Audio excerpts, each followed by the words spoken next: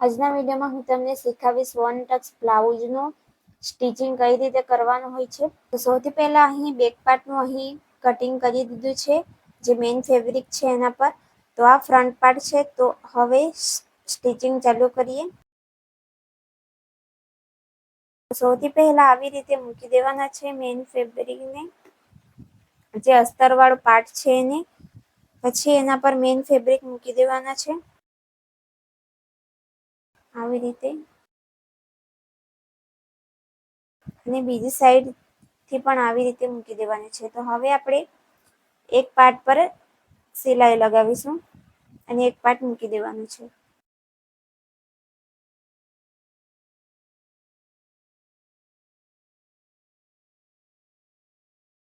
તો સૌથી પહેલા આવી રીતે ટક્સમાં પણ સિલાઈ લગાવી દેવાની છે. પછી ટક્સ લેવાનું છે.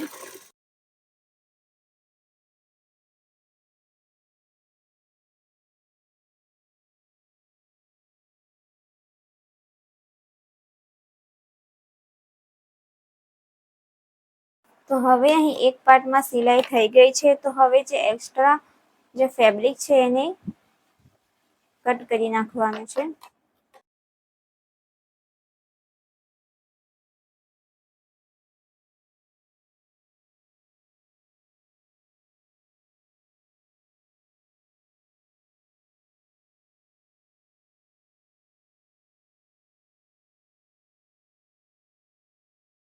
તો હવે અહીં જે એક્સ્ટ્રા ફેબ્રિક હતું એને પણ કટ કરી દીધું છે.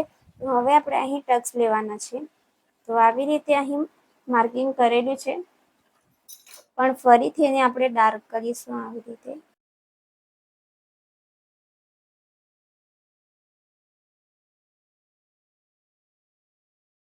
તો હવે આપણે એની અહીં સિલાઈ લગાવીશું.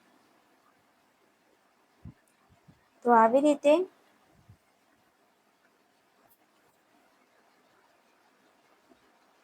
બંને સાઈડથી આવી રીતે ટક્સને પકડવાનું છે અને પછી સિલાઈ લગાવવાની છે.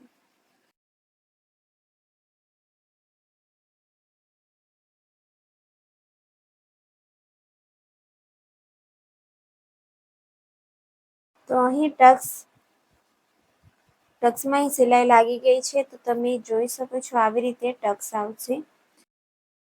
તો હવે અહીં આપણે લઈ લીધું છે ફ્રન્ટ પાર્ટ અને ટક્સ પણ લાગી ગયા છે. પણ જે આપણે અંદરની સાઈડથી જે ટક્સ લાગશે એને આપણે અંદર ગ્રાઉન્ડ કરવાના છે. એટલે કે જે આપણે અસ્તરમાં ટક્સ જે આવો બહારની સાઈડથી દેખાય છે ને, તો તેને આપણે અંદર ગ્રાઉન્ડ કરવાના છે. એટલે કે અંદરની સાઈડથી પણ આપણે આવો જ ટક્સ આવશે એકદમ પ્લેન.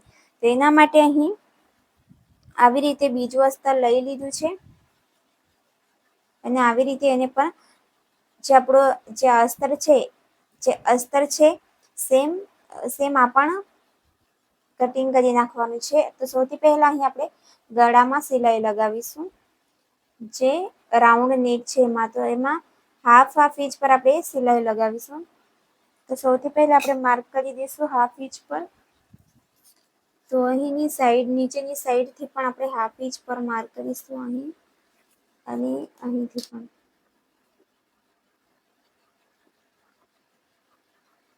આવી રીતે. તો હવે આપણે સિલાઈ લગાવવાનું સ્ટાર્ટ કરીશું. પછી આપણે અહીં ટક્સ લેવાના છે.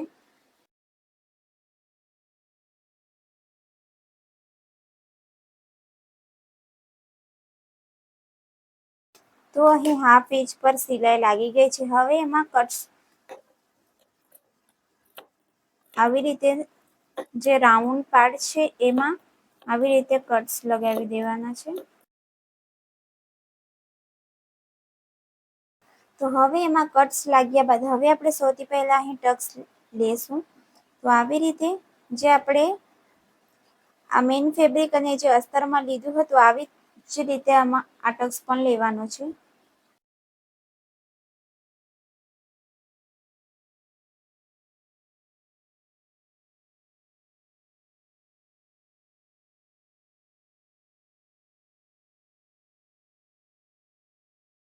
તો હવે અહીં અમે ટક્સ લઈ લીધો છે. તો હવે આપણે અહીં જે કોર્નર છે અહીં આપણે સિલાઈ લગાવીશું.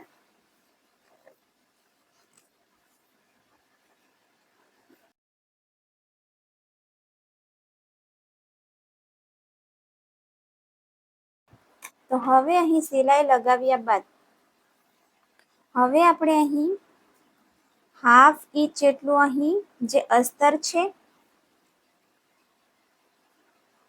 તો હવે અહીં સિલાઈ લાગ્યા બાદ એક લાઈન જેટલું અહીં અસ્તર બહારની સાઈડ રાખવાનું છે અને હાફ ઇંચ પર સિલાઈ કરવાની છે. તો અહીં આપણે હાફ ઇંચ પર માર્ક કરી દઈશું. તો અહીં એક લાઈન જેટલું આપણે અસ્તર બહારની તરફ રાખવાનું છે. એક લાઈન જેટલું એટલે કે આટલું અસ્તર આપણે બહારની તરફ રાખવાનું છે. એક લાઈન જેટલું એટલે કે આટલું જેટલું અસ્તર આપણે બહારની તરફ રાખવાની છે અને અહીં હાફ ઇંચ પર આપણે સ્ટીચ લગાવવાની છે.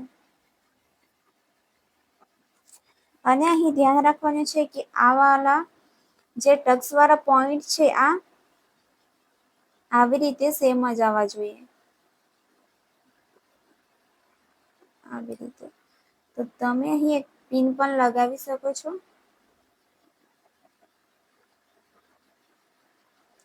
તમે અહીં એક પિન લગાવો છો. તો આવી રીતે અહીં એક પિન લગાવી દીધી છે. હવે એક લાઈન જેટલું બહાર અસ્તરને જવા દેવાનું છે અને તમે એમાં કપ્સ લગાવવાના હોય તો તમે અહીં કપ્સ પણ લગાવી શકો છો.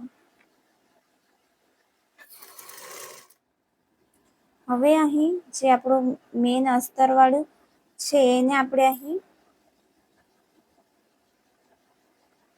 સેમ રાખવાનું છે. તો અહીં એક લાઈન જેટલું આપણું બહારની તરફ જવું જોઈએ અસ્તર.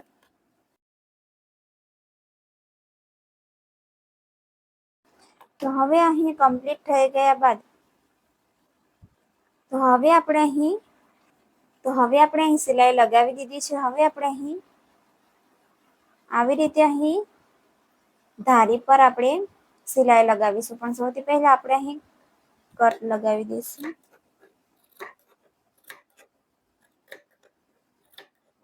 તો આવી રીતે અહીં કટ્સ લગાવી દેવાના છે અને આપણે અહીં જે કોર્નર છે જે અસ્તર વાળા પર આપણે કોર્નર પર આપણે સિલાઈ લગાવીશું.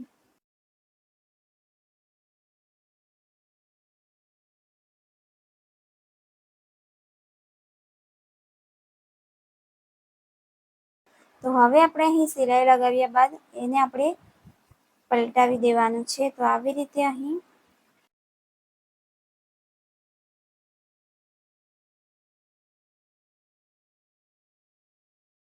તો અહીં આપણું આ નેક થઈ ગયું અને તમે અહીં જોઈ શકો છો જે આપણો ટક્સ છે એ અંદરની તરફ જતો રહ્યો છે. આવી રીતે જો તમને પણ આવી રીતે અને અંદરની તરફ ટક્સ જોઈતો હોય તો આવી રીતે એનું સિલાઈ કરવાનું વન ટક્સનું. ને જો પ્રિન્સેસ કટ બનાવતા હોય તો પ્રિન્સેસ કટમાં પણ આવી રીતે કરવાનું. તો હવે આપણે અહીં ઉપરની સાઈડથી પણ તમે જોઈ શકો છો અને અંદરની સાઈડથી પણ. તો હવે આપણે અહીં એમાં સિલાઈ લગાવીશું.